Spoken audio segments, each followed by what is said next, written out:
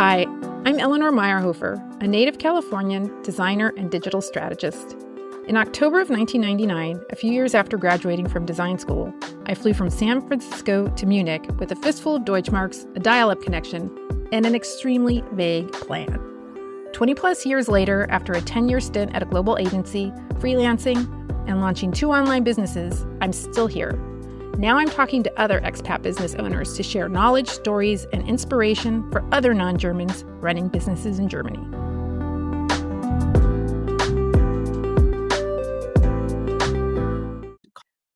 Okay, I am here with Gelyn Vella, and I am going to ask you the question that I ask everybody at the beginning of this podcast, which is, can you tell me the 2-minute story of how you got to Germany? 2 minutes has to I start know. now. Okay, so yes, I am married to a German. However, that is not the driving force why we're here. The Mhm. pandemic was.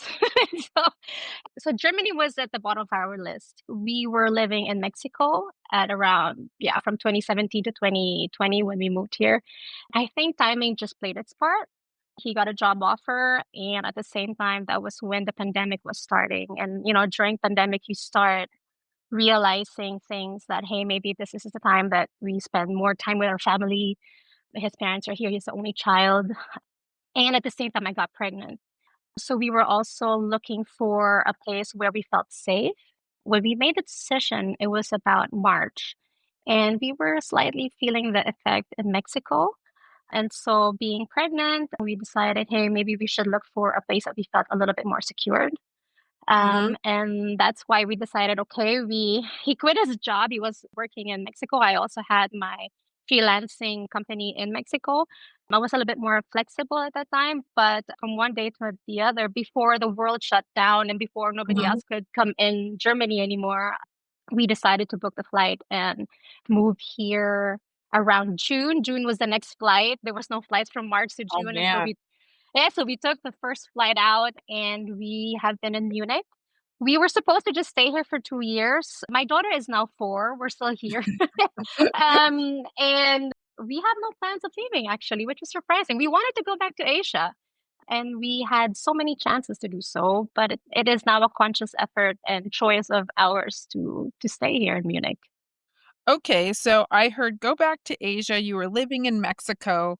So where did you guys meet? Shanghai, Okay. And you are originally from where? Philippines. I'm from the Philippines. Philippines. Okay. Yes. Yeah, around about 2015, I quit my job in finance. I was in finance for almost a decade. I just felt a little bit burnt out, and I just In took Shanghai or in the Philippines? no, in the Philippines. I was a financial broker in the Philippines, Mhm. and then from one day to another, I just said, I need a break. It was too much for me. I literally quit my job, packed my bags. Shanghai was a very random pick of mine, and I could be a little bit random. Mhm. Most of the time, I could be random. And I packed my bags. I enrolled in Mandarin school just to buy me time for like 6 months, just to take a break. But I don't know. I think fate just played out.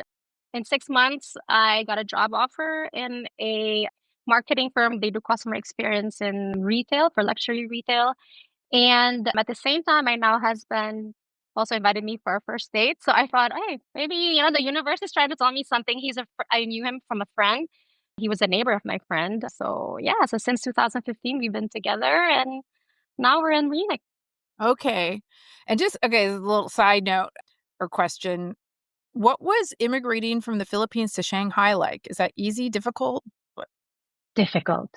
Yeah. Um, I would always tell people it was one of the most humbling experiences that I've ever experienced. When I was in Manila, I had a good job, I had a good set of friends. I didn't feel like I needed to prove myself again. But then Mhm. I go to Shanghai. I mean, Shanghai is a melting pot of expats, of different culture and industries. And I felt like I not only had to start from zero, but I Mhm. also had to prove to everybody that I am as good as another person coming from America or another person coming from Mhm. Europe. And I don't mean to stereotype, but I felt it a little bit harder as an Asian trying to join the workforce in a very, at that time, expat led industry. Mm, But right now, I know China is shifting. They are now trying to really rally up their local talents. But that time in 2015, there was still a huge influence, like where you come from and what mm, language you spoke. So yeah, it was really, really hard for me as a Filipina trying to prove that, I was as good as the others. mhm. But yeah, I think it just made me a little bit more resilient. Okay, okay, it was Yeah. the character builder. And what like, what was the language? Did the Chinese immigration work with you in English? Like, how did you do it? So in the first 6 months, I did enroll myself in Mandarin school. Mhm. I already enrolled in Mandarin school like 10 years before that for like also half a year with my sister. We went to Xiamen. My grandfather is actually from Xiamen. He immigrated in the Philippines way, way, way, way, way Okay, before. And so I went back and refreshed my Mandarin. However, it wasn't fluent enough, but it was okay. A lot of companies actually still used English because, it still was kind of like one of the common languages spoken by these expats. But of course, if you knew and if you could speak and read Mandarin, that would catapult your career, if you're a foreigner that can speak and read Mandarin, that would have really been good. okay, Um, but it was a really good experience because, of course, you ride the cab and you have to know the basics. You go to buy your groceries, you need to know the basics. Yeah, so it was a really good learning experience for me, not just for my career, but also trying to integrate culturally in Shanghai. okay. So you weren't starting from 0, just, like, language-wise. But, okay, so before this turns into, like, Chinese, podcast, let's bring it so did you sorry, when you and your husband were in Mexico, were you married when you came to Germany? We were married, thankfully. We married the year before. So when he got the transfer to Mexico, we weren't married yet. I said, okay, let's do it. That's when I had this shift from corporate work to just trying to do something, make something for yourself. And that's when I started doing my freelancing job. Yeah, and then we were there 2017. We got married in 2019. In Mexico. No, in Bahamas. You know why? Wait, I have to say, you know why? Is it like Um, Denmark? yes, it's like Like Denmark. an easy place Actually, to get married?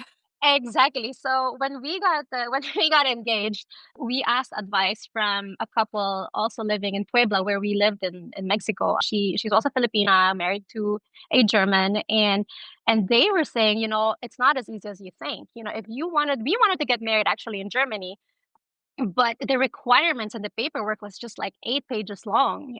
Yeah. And even a friend of mine said that she's living in Hamburg, also Filipina. She said that, I would have to provide the birth certificate of all my sisters or my siblings and their credentials. I'm the youngest of six. Do you know how many documents I would have to translate? that that would have costed me like, thousands of euros. So they told us, actually, one advice that they said was like, look at the Den Haag Treaty, Mhm. look at all the countries there, and if you get married in one of those countries, then it's valid in Germany. And so we Mm. just started looking, like, okay, where can we go, and then what do they require? And Bahamas was actually one of the easiest. It was just really like a certificate that I was still single, that was that I could get from the Philippine government, and yeah, the passports. And it was a fun place to get married to. I mean, Yeah, so, one of the worst places to get married. We did all the German stuff, and my friends were like, "Why don't you just go to Vegas? It'll be so much easier." But yeah, there's a business idea, international marriage hacks. Like, when yeah, you do get exactly, married without, exactly. like, 6 months of paperwork. So then you've immigrated to 3 countries, is this right? So China, Yeah. Mexico, and Germany. So out of okay, let's slowly bring it back. I'm bringing it back to Germany. How was it then?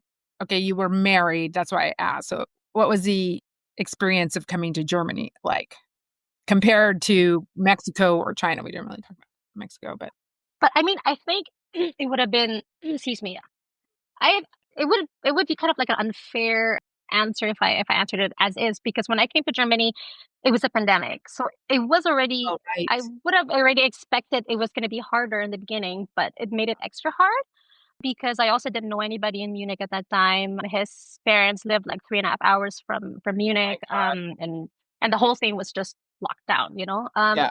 So of course it was difficult. However, it also made it less difficult because I was pregnant.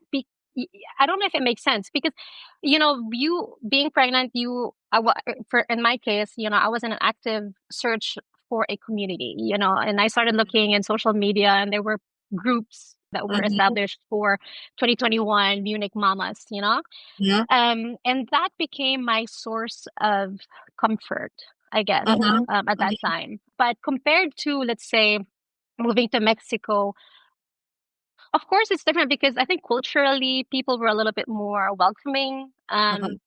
kinder. We had, uh, like, our neighbor here actually told us almost a year after we moved in, there was a neighbor behind us who Uh-huh. almost called the cops on us. Thankfully, she didn't, Yeah. because we used to have dogs.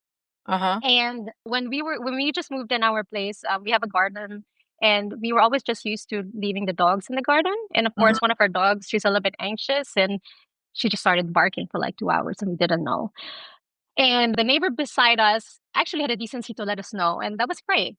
But she also told us that the neighbor behind us didn't have the same compassion, and she was trying to rally up the neighbors to sign a petition to call the police. And of course, these things we never experienced in Mexico. So of course, Yeah. Yeah. yeah. So it's very different culturally, but you get used to it. Yeah. It's just, and now I just laugh about it.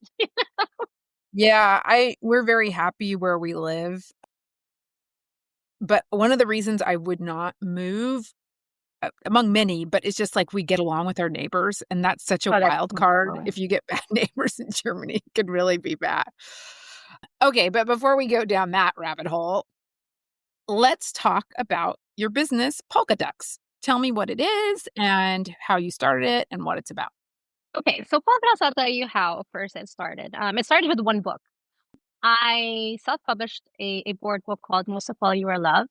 This is based on my bedtime routine that I still share with my daughter. When she was like about 2 weeks old, our Hebame already suggested that, hey, you know, it would be helpful if you started a bedtime routine with your daughter. And so we started with just bath time, reading a book, and then she's passed on to me. She was breastfed until she was 2 years old. So I was literally like just 100% with her every bedtime. And after the book reading, you know, I just started talking to her, kind of like a monologue in the beginning, you know, just talking about the day. And then I started, you know, asking, hey, you know, whatever happens, I hope you remember that you are kind, you are brave. I think this was also heavily influenced by the period that she was born in. She's a 2021 baby, pandemic, and at around that time that I started this routine, it was also just the start of the Ukraine-Russia war. All right. Um, and I think also as parents, you become a little bit more susceptible to whatever is happening around you. You know, things that you didn't really, I mean, yeah, you read about it, but you don't really have this extra care, or it doesn't really hit you as hard. You know, being in a lot of mama communities or parent communities, you start hearing about the rise of bullying, social media, insecurity, suicide rates, and you know, you call it maybe postnatal hormones or not, but you know, as a parent, you start feeling, especially when you have a 2-month-old baby, you start feeling like, what can I do to to protect you, you know? Mhm. And so I used our bedtime routine as my means of protecting her. You know, we cannot lock her in a room and like, you know, Yeah. and just hope that everything would be great. But then I started using our bedtime routine to just, yes, you know, let's talk about the day, and then let's talk about me reminding you that whatever happens, if you were sad, you were scared, you were angry, that you always choose kindness. Remember that you are enough, because I'm always worried about, especially I have a little girl. Social media makes them so vulnerable about what they're supposed to be, how they're supposed to look like. You cannot control that anymore. And then I started doing a daily words of affirmation. You know, I mean, I did read that they have a positive effect on your subconscious self. And maybe if I started repeating this would become her truth. Then maybe she Mhm. can just grow up and face the world just fine. And then so as the months went by, my list started growing and growing from love to being enough to being brave. And then I realized, hey, why can't I share this simple message to parents around the world? That's how it started. And I even told my husband, I'm like, should I do this? And he said, yeah, go ahead. I used to be in brand marketing, and my freelancing job was also in copywriting and Mhm. marketing strategy. And so the technicalities and logistics and the suppliers I already knew, and I started writing. And that's how Polkaducks was like originated, the idea. It was just from that one book. Okay. Um, yeah, So the suppliers to like print the book and yeah. like so how maybe talk a little bit about how you set up the business. So it was e-commerce and all that stuff.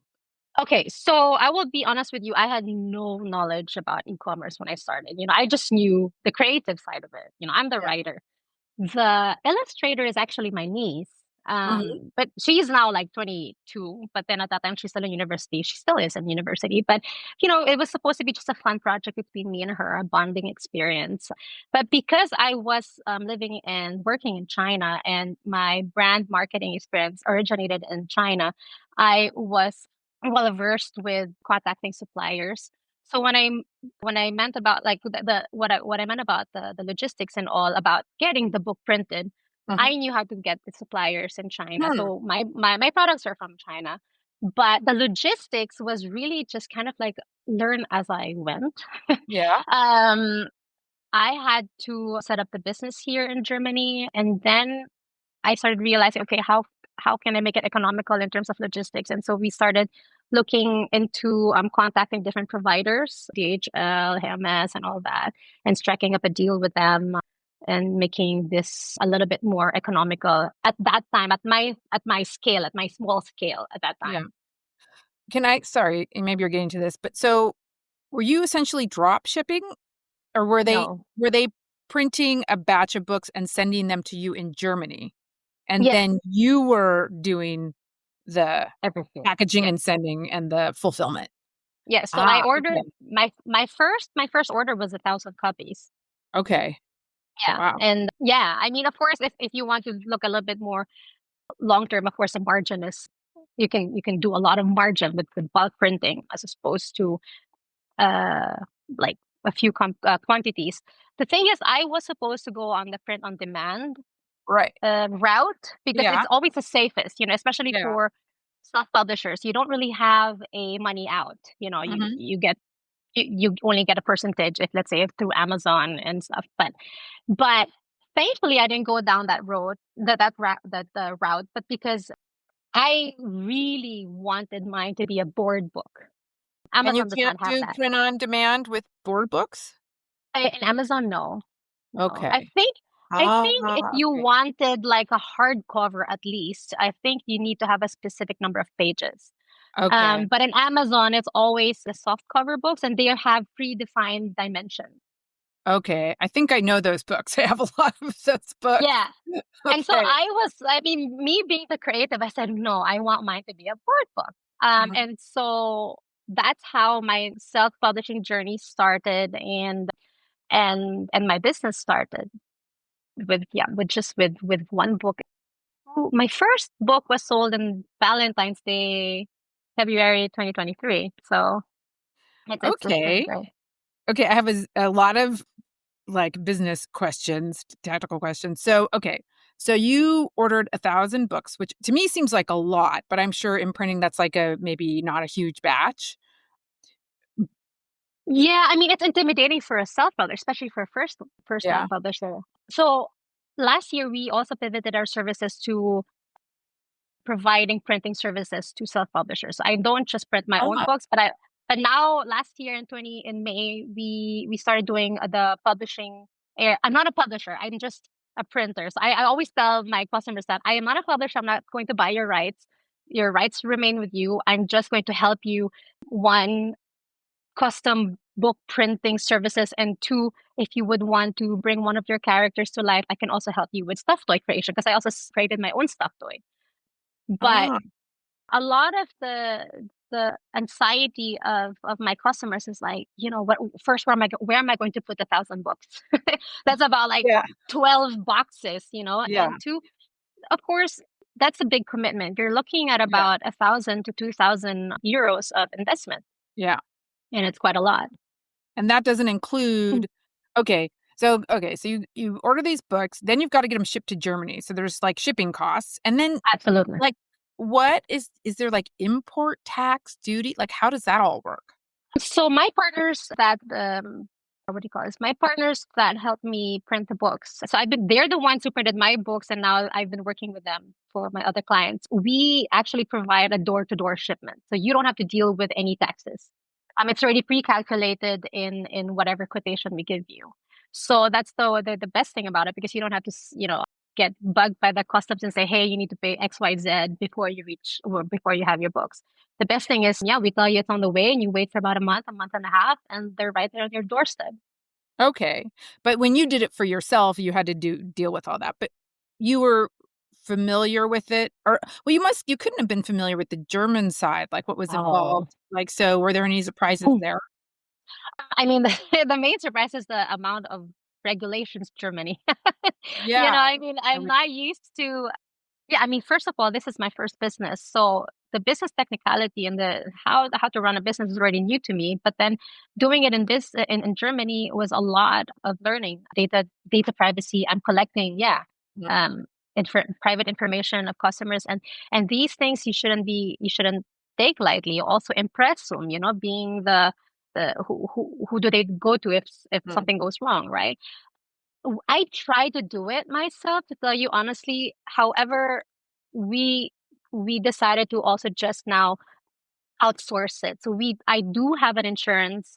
I did decide eventually, like last year, especially when I felt like my business was growing, that I seek for professional help. Yeah. Yeah. And did Especially you that I don't, yeah, sorry. go ahead, finish your thought? No, I know, I mean, especially that I'm not very fluent with Yeah. the language. Yeah. Did you so the order of events, did you like order the books and then launch the website and then start the business? Were you a did you have a GmbH, a UGA, a UG? Like No. what did you do? Just individual sole proprietor? Like what did you do? I'm a Kleinunternehmerin, Yeah. so just like a freelancer, like a small business. So I'm Yeah. not a GmbH. We are in the process of changing my business to a UG, Yeah. or a UG at the moment, because of course right now the risk is if something goes wrong, you are reliable as a private Exactly. person. Yeah. And so right now we are switching it to a UG, and we will put it in an umbrella company like a GmbH. We have a GmbH, and we will just put it there, because now we want to separate now Polkaducks and then Polkaducks Publishing. And then of Mhm. course later we will talk about Mama Makmart. So we want to put all of that in a separate business entity. Yeah. Yeah, that makes sense. And so did you order the books and then launch the site or did you launch the site, order the book? Like did you do any pre-sales? Like how did you do it? Yeah. So, okay, I will be honest with you. So when I went through this, I had maybe like 60% game plan. uh, I did not expect, nor was I confident that this would be something. You know what I mean? Uh-huh. So my first website was a free website. It was just supposed to house one product. So I was under Jim Doe, and I made it myself. Uh-huh. And then I did that when I ordered my books, because that would buy me 2 more months, because it Uh-huh. takes about a month to produce the books, and then about a month and a half for it to get to me.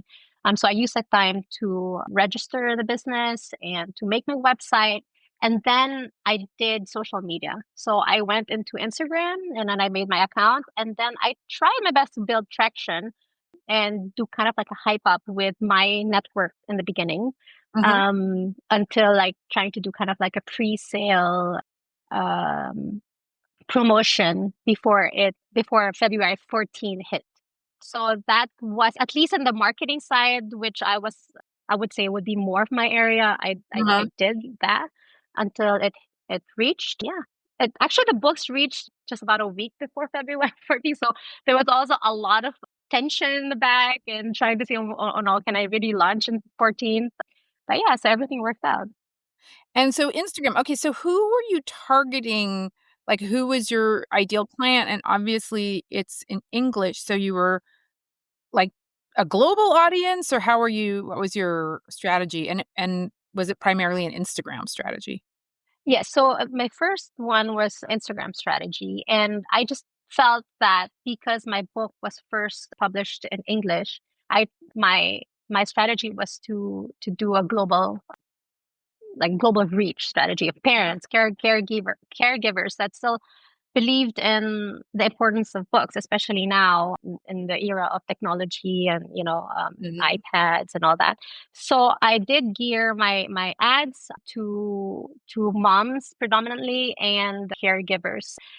To I researched where there's a little bit more of an English speaking cities in Germany and as well as the countries that were not too expensive to send to. That was Yeah, my next question. So you did try, like, you were mindful of shipping costs and distance. absolutely. Did you need to stay in the EU?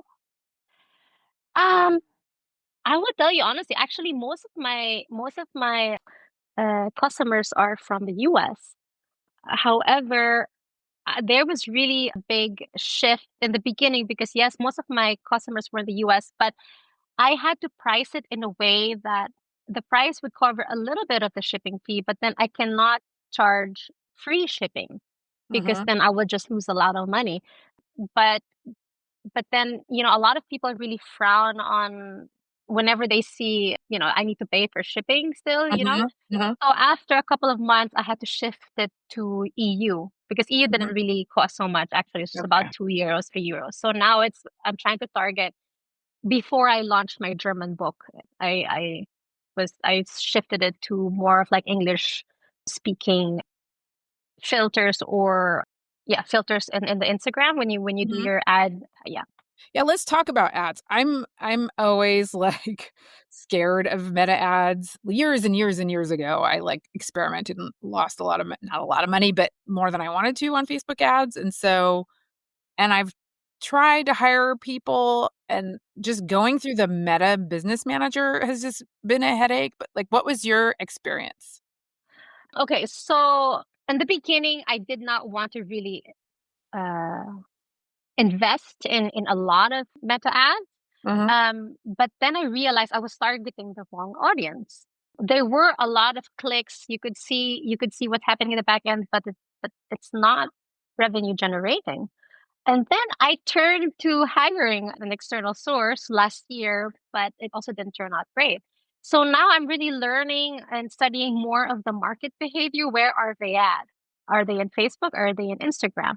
And then I have also realized that the bigger you put your audience, it's the more dispersed it is. So mhm, the chances of you getting something is really, I don't know, 2 to 10. So mhm. now I've learned to kind of like narrow it down. It could also be I don't have to spend like yeah €50 per week, but narrowing down the audience because then it's really knowing about the exact topics that you put as markers and when you Uh, put yeah. So those and what I've learned that especially in our other accounts now that what I've learned to be more effective is it's because I used to lead them straight to my website. mhm. I didn't, but now I start leading them back to my Instagram account. And that for me, I felt was more effective because it leads to interaction, it leads to trust, it leads to a little bit more sincerity of what you're trying to offer. And that I think for me is working right now. So instead of like, "Here, come to my shop and buy something," it's like a little bit of a warm introduction and then Yeah. engagement. Send us a message. Yeah. So did you I see this pattern a lot. Did you hire somebody and then it went like, whatever, not great, and then did you teach yourself how to do it and you did it? Yes. I see this so much, like, people will hire somebody and it either doesn't work or it works, but then they're like, it stops working and they're like, "I need to understand how to do this," and then they start managing their ads themselves. Was it hard to learn? Um, yes, because Okay. I mean, I thought I learned it like last year already, but it turned out no, I didn't. And now I'm still learning, but I could see a progress in really trying to take the time to read about market behavior. I think that's the most important thing. You know, you cannot just say, "Oh, I think my audience likes DIY stuff or children's literature or whatever." But I think what really helps is you take the time to look at and read statistics of what is out there, you know, external sources. You mean For the me, that analytics in your advertising? no, external sources. Look at the free marketing. How do you say surveys and Uh, what is that? Yeah, and for me that really helped a lot. So yeah, I may not, I don't have to, yeah, spend about, yeah, 20, 30 euros, but like in every ad run, I can just pick the exact days where I think it would get, I don't have to make it run the whole mhm, week. I pick the exact days where I think, okay, now is the time they're going to look at their phones or look at something that they can buy for the weekend or not. I did have a lot of mistakes, and it's a lot of painful, expensive mistakes. You know, I used to sell on Amazon. I took it out. mhm.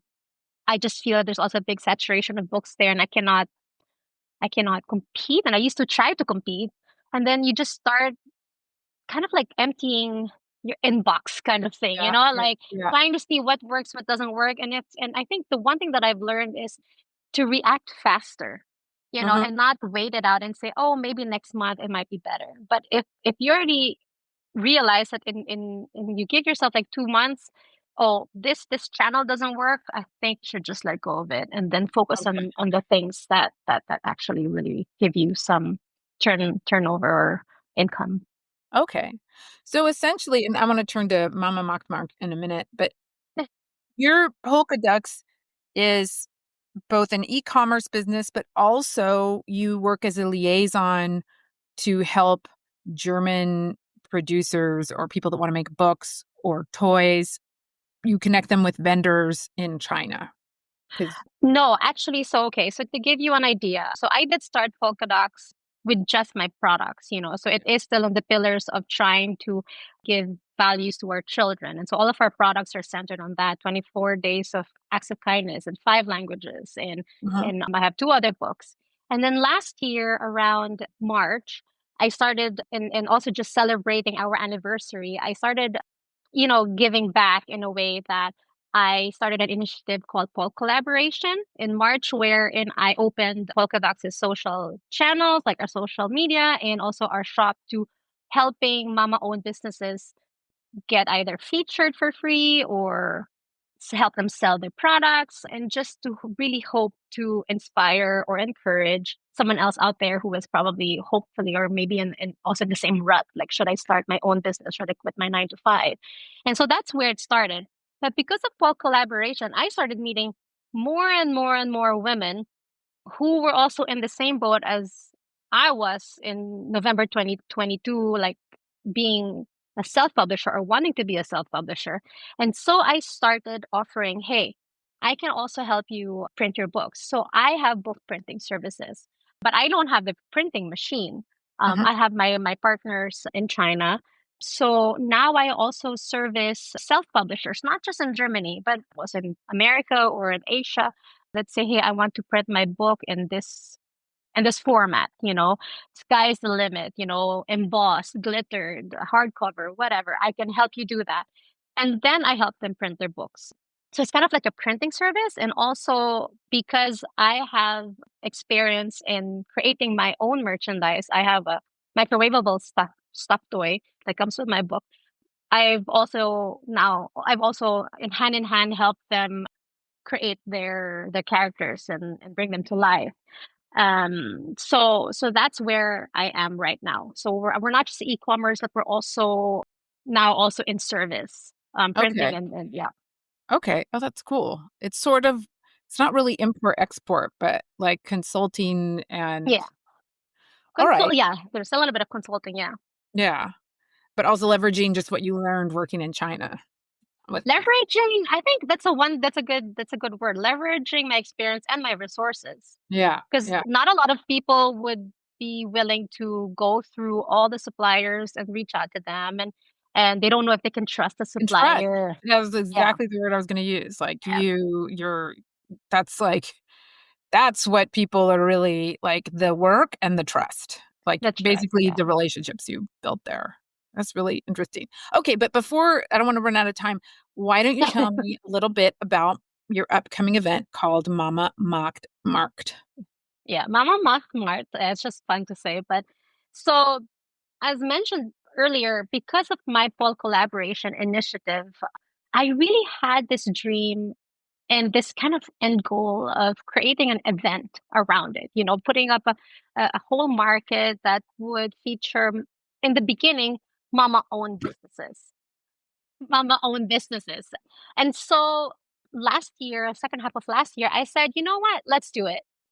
I started asking people who were well versed in creating these kinds of events because I did make an effort last year in joining events in Germany, in Austria, and also as well as in the Philippines because I also have now a corporation back home in the Philippines. I brought Polkaducks home in the Philippines, and so last year was really about getting best practices and learning and what can do in my own event. And I said, okay, let's do it. I want to create a community and kind of like a physical execution of Mhm. my collaboration initiatives with other businesses. Okay, so it's gonna be an in-person market. Uh, kids stuff or handmade or, like, what is the angle here? Okay, so our goal in Mama Mac Mart is to give space to women-owned businesses, regardless of what industry you're in. Mhm. And that is why I chose Ate Congresshalle because Ate Congresshalle it's huge and it has all the Yeah. space that is just it's kind of like a blank canvas. They have a space for retail, gastronomy. They have so many rooms that can be used as a gallery for photographers or even workshops, service-oriented businesses and travel yoga, wellness. And I think that is what is lacking right now. I don't want to compete with the existing markets. For me, what I'm trying to build is it's not just a market. I'm trying to build a community, a Mhm. platform that whatever business you have space here. And so this is what we are working on from now until May to be able to cater to as many kind of industries as possible. Okay. So Um, this go yeah. ahead, finish. No, but also there is a stage area in the Alte Kongresshalle that we are now transforming also, not just so this venue is not just, hey, you can sell and offer your services, but we also want to use Mama Macmart as a venue to say, hey, this is a place where you can find mentorship or guidance or help in how to start your own business because we are going to be transforming the auditorium to key speaker areas and panels. Wow. Um, yeah, so we are pivoting in that direction as well. So it's not just, a commercial space, but it's also really a place for development and growth So for the it's sort of women. like a conference and a market Kind combined. of, yes, Yeah, yes, kind that's a of. cool idea. Actually, like, my wheels are turning. Um, so now see, this would make me nervous because, I mean, that's a big deal when you told me, like, when we talked before that you got the Kongresshalle, and for people not in Munich, this is like a big this is I've gone there for, like, design conferences that happen there, like, Toka May happens there every year, it's right by where they have the Oktoberfest. That's an investment, that's an outlay, so you have to book it and then, like, get all your vendors booked so you can hmm I mean, at a minimum, cover your costs and hopefully more than break even. So how have you been approaching that? Okay, so yeah. And that's really interesting that you asked that. So, I mean, when you were asking me about my journey and how I've done things, and the one thing that is I think is always important for a person is to never take anything for granted and to always see where you could have done what you could have done differently, where you could have improved and so on and so forth. The one thing that I think that affected me from the very conception of Polkadocs and my journey as an entrepreneur is this whole insecurity to think big. Mhm. You know, it's like I want to do things small scale because it's safer that way. Mm. But right now, I believe in my vision and I believe that my for what my goal is. And I also believe that the more risks you have, the more reward. And if for me to make an impact in this community and to build this community, I need to to be true to what I'm trying to say, which is I want to give space to as many industries, as many businesses, as many women as possible. And this area and this venue just presented itself, and it was very intimidating in the beginning. I will tell you honestly, I was sitting there. I remember having my cup of coffee and just sitting on the bench looking at it. And I'm like, yeah, I rent this whole thing. I'm not like what you said. I'm not even an UG.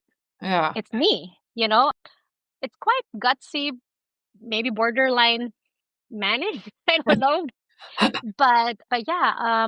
I feel that I have a better plan now. I feel that I've learned more than I should have or could have learned before. And yeah, I'm taking the risk to build this community. And how are you doing that? What is your outreach? Like, how are you finding people to book for the market? Okay, so we signed the contract around just in January. Mhm. And I have a team now. We're a team of three ladies. Mhm. I had to outsource tasks.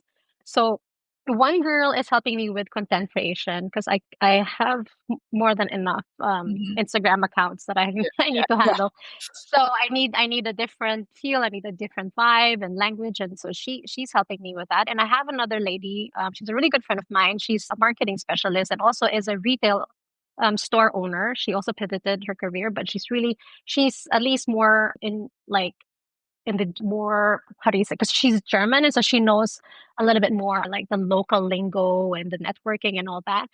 But in terms of getting this vendor signups and all of that, I really think it's a teamwork from all of us. So it comes from the content creation and then her local network. But for me, I'm doing, of course, yeah, 80%, 90% of the job of operations and personally messaging and reaching Mhm. the businesses myself. Mhm. So we've been running around the city since January, meeting with different ladies, different career paths.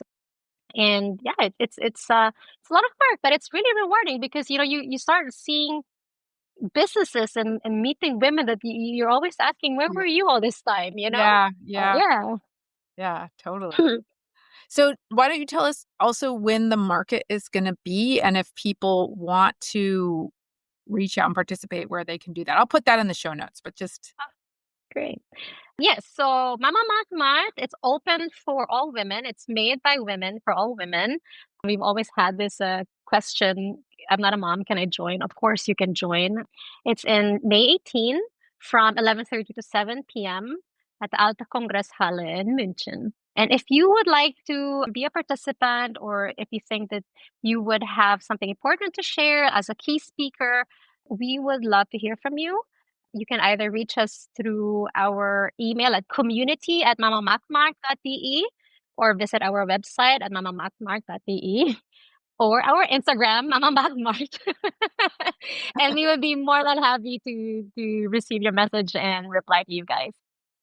and so the market/conference, that's good to know that you don't have to be a mom to be. No.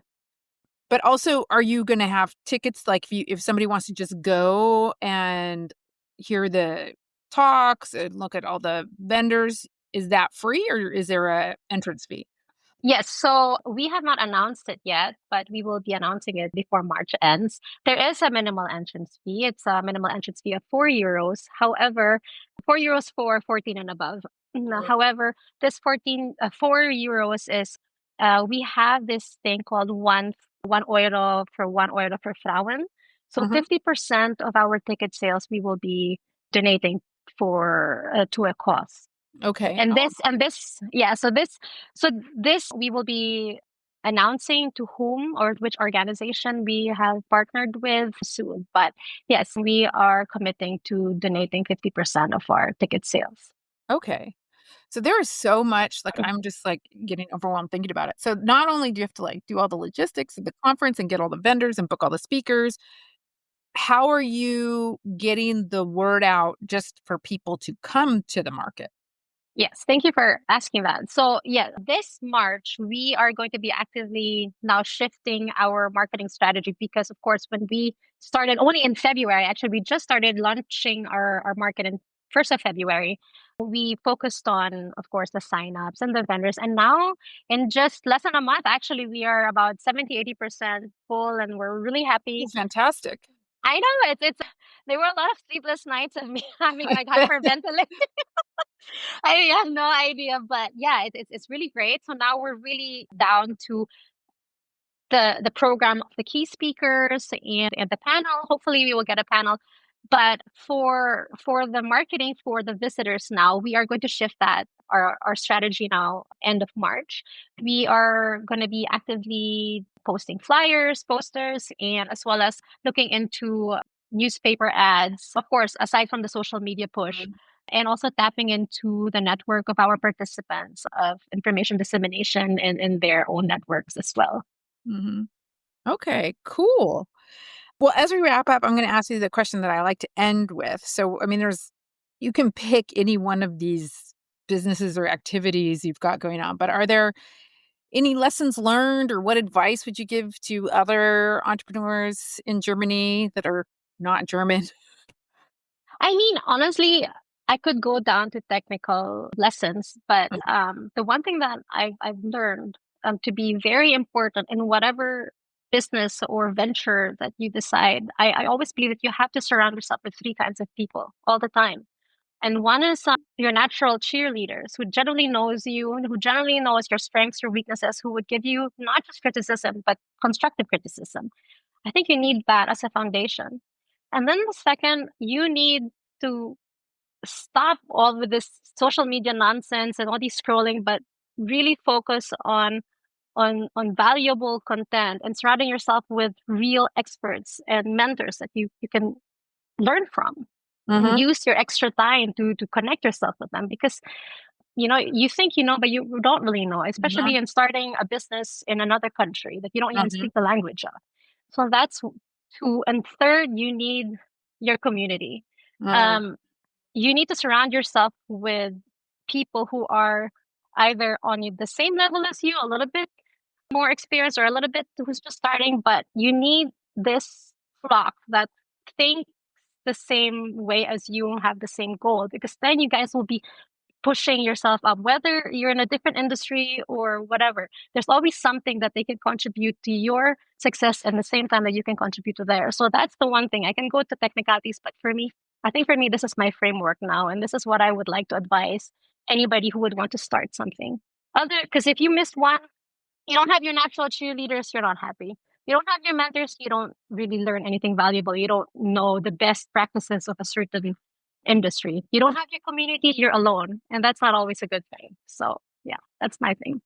Gelyn, that was really a great note to end on and fantastic advice. So thanks again for coming on the show. And once again, where is the best place for people to find you? Best place, people. Best place. I have like so many. Yeah, again, we'll put it all in the show notes. Yeah, so if you want children's products, I am at polkaducks.com.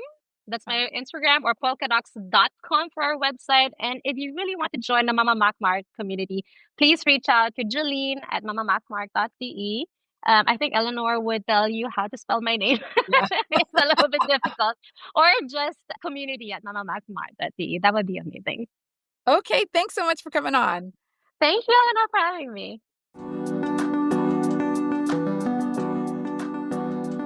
Thanks for listening. You can find this and all other Germany Expat Business Show podcasts at thegermanylist.de. Bye.